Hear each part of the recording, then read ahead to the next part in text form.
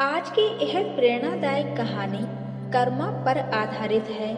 यह कहानी है दो भाइयों की, एक बड़ा भाई और एक छोटा भाई, जो दोनों स्वभाव से बिल्कुल अलग अलग थे। बड़ा भाई मानता था कि लोगों की मदद करनी चाहिए, सेवा भाव रखना चाहिए, सबसे अच्छे से पेश आना चाहिए, जब जब मौका मिले तो दान भी देना चाहिए।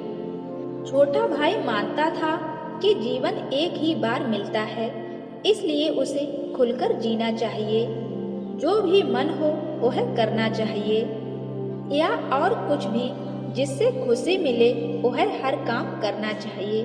दोनों भाई अपनी अपनी मान्यताओं के हिसाब से अपना जीवन व्यतीत कर रहे थे। बड़ा भाई जो भी कमाता उसमें बड़ी मुश्किल से अपना गुजारा कर पाता था, क्योंकि वह जब भी मौका मिलता था दूसरों की मदद करता था। वो सत्संग सुनने जाता, मेडिटेशन करता, वो जितना हो सके उतना सादा जीवन जीने की कोशिश करता था। छोटा भाई गलत रास्ते और गलत तरीके से ज्यादा धन कमाता और अपनी हर इच्छा पूरी करता था। जितना संभव होता था वह अपनी हर ऐश करता था। बड़ा भाई अक्सर अपने भाई को समझाने की कोशिश करता कि वह अपने जीने का तरीका बदल दे। वो जो कुछ कर रहा है वे अच्छे कर्म नहीं हैं। लेकिन छोटा भाई उसकी एक न सुनता और उल्टा बड़े भाई को ही अपना जीने का तरीका बदल लेने के लिए कहता था। वे दोनों ही एक दूसरे की बात माने बिना अपने अपने तरीके से जिंदगी जीते रहे। एक दिन बड़े भाई को घर लौटते समय रास्ते में उसकी चप्पल में एक कील घुस गई, जो चप्पल को चीरते हुए उसके पैर में घुस गई। उसे बड़ा दर्द हुआ। दर्द इतना ज्यादा था कि वह ठीक से चल भी नहीं पा रहा था, लेकिन फिर भी वह जैसे तैसे लंगड़ाते हुए दर्द सहन करते हुए अपने घर तक पहुंच गया। घर पहुंचने के बाद उससे बिल्कुल भी खड़ा नहीं हुआ जा रहा था। उसे बहुत प्यास लग रही थी, लेकिन दर्द इतना ज्यादा था कि वह पानी का गिलास लेने तक की हिम्मत नहीं जुटा पा रहा था। इसलिए अब बड़ा भाई छोटे भाई के आने की राह देखने लगा। थोड़ी देर बाद छोटा भाई घर आया। उसके चेहरे पर बड़ी सी मुस्कान थी। वह बहुत ज्यादा खुश लग रहा था। छोटे भाई को देखते ही बड़े भाई ने उससे पानी मांगा। छोटे भाई ने ठंडा पानी बड़े भाई को पिलाया और उससे पूछने लगा कि आपको क्या हुआ है। उसके बारे में उसने सारी बात पूछी। बड़े भाई ने बताया कि उसके पैर में कील घुस गई है।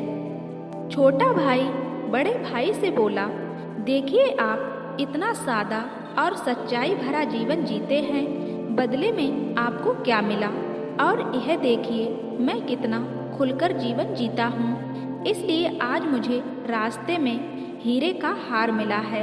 हमारे दोनों की परिस्थितियाँ ये साबित करती हैं कि मेरा तरीका सही है और आपका तरीका गलत है।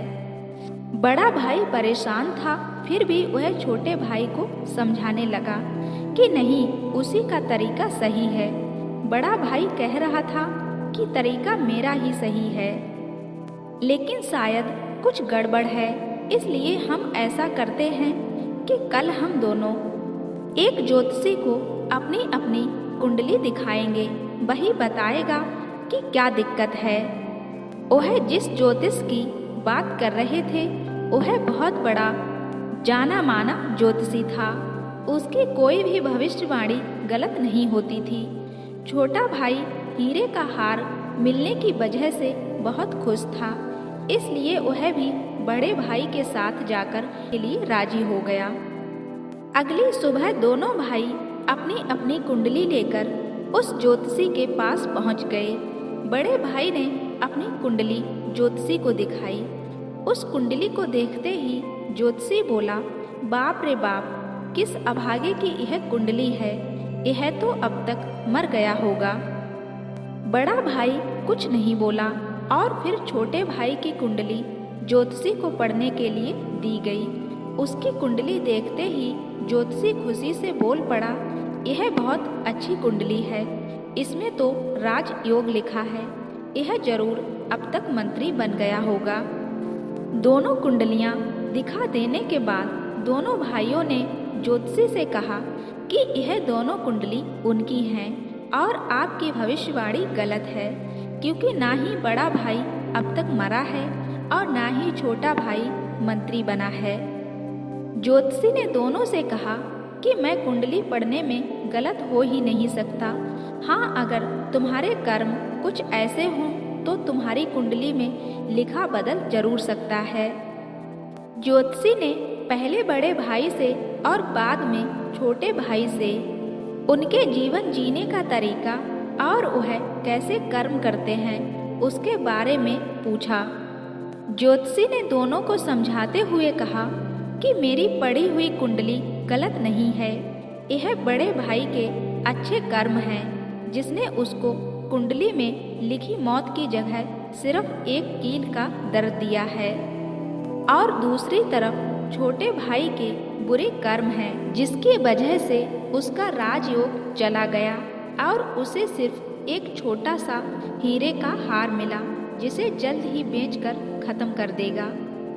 दोस्तों, यह छोटी सी प्रेरक कहानी हमें वही सदियों पुरानी बात याद दिलाती है कि जैसे कर्म होंगे वैसे ही फल होंगे।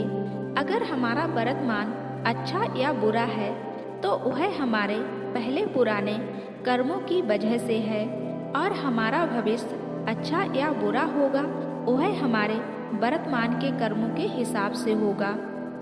इसलिए हमेशा ध्यान रखें कि अच्छे कर्म करना ना छोड़ें, क्योंकि कर्म लौटकर जरूर आते हैं।